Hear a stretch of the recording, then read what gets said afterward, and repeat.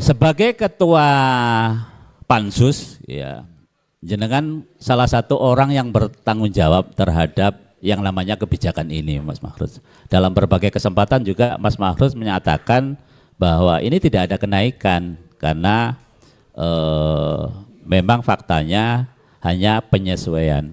Tetapi dalam dokumen-dokumen yang disampaikan itu, yang disampaikan Pemda, ternyata juga ada kenaikan juga dokumennya, Mas Mahruz. Ada kenaikan dari 0,1 Mas, 0,1 ya, 0,1 menjadi 0,3. Seperti apa sebenarnya mekanismenya Pak Mahruz sebagai Wakil Ketua DPRD? Oh, sekarang tidak ya. Oh, sebagai Ketua Pansus Pajak Pendapatan dan Retribusi Pendapatan. Silakan Mas Mahruz ya.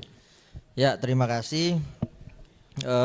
Kalau tadi Pak Sam sudah menyinggung berkaitan dengan skema stimulus dan lain sebagainya, termasuk Pak Ang menjelaskan berkaitan dengan kenapa dan harus bagaimana terkait dengan penerapan single tarif ini. Saya ingin berbicara dari sisi kewenangan DPR. Kalau tadi dikatakan selaku ketua pansus menjadi penanggung jawab, tentu tidak. Karena proses daripada pembahasan itu ada prosedur, ada tahapan-tahapan yang harus dilalui. Ada berapa? Ada 5 tahapannya.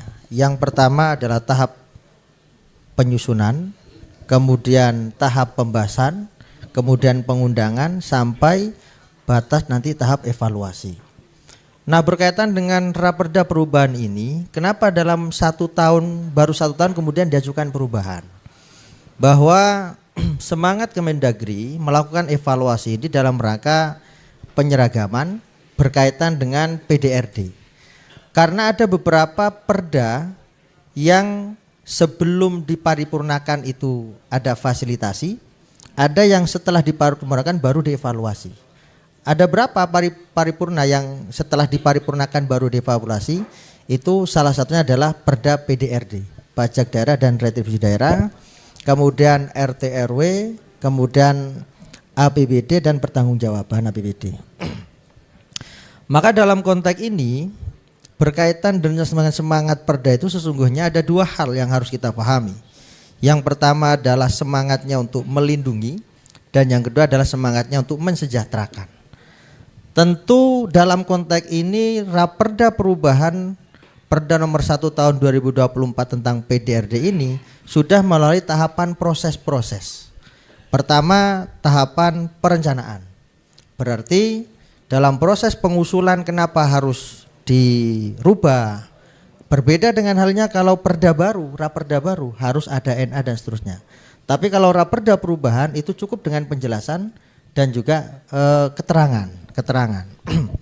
Nah, dalam raperda PDRD ini yang sejak awal masuk Propemperda, sehingga teman-teman di bawah perda itu tentu perlu menganalisa kenapa harus dirubah, kenapa harus kemudian diajukan perubahan dan sehingga masuk dalam Propemperda. Itu sudah berdasarkan keterangan-keterangan yang juga ini menjadi mandatori dari Kementerian Dalam Negeri. Meskipun tidak mengajukan perubahan, tetap itu dilakukan evaluasi. Karena ini sudah masuk Propemperda sehingga dibentuklah pansus. Pansus gabungan antara Komisi 2 dan Komisi 3 dan ketuanya saya. Kalau kemudian hari ini saya menjadi ketua pansus, ya. Tapi kalau kemudian yang paling bertanggung jawab tentu tidak, karena sudah diparipurnakan. Karena sudah diparipurnakan dan itu menyangkut kelembagaan. Paripurna itu kan proses terakhir pengambilan keputusan. Berarti yang bertanggung jawab Pak Ketua DPRD ya, dong? Semuanya. Artinya kalau mau butuh penjelasan berarti ya kita yang kemeng fokus membahas. Nah, dalam konteks ini sebenarnya saya di saat waktu pembahasan seluruh dinas-dinas penghasil kita undang semuanya. Kita undang semuanya, ada 16 dinas ingat saya. Dari masing-masing dinas kita mintai paparan.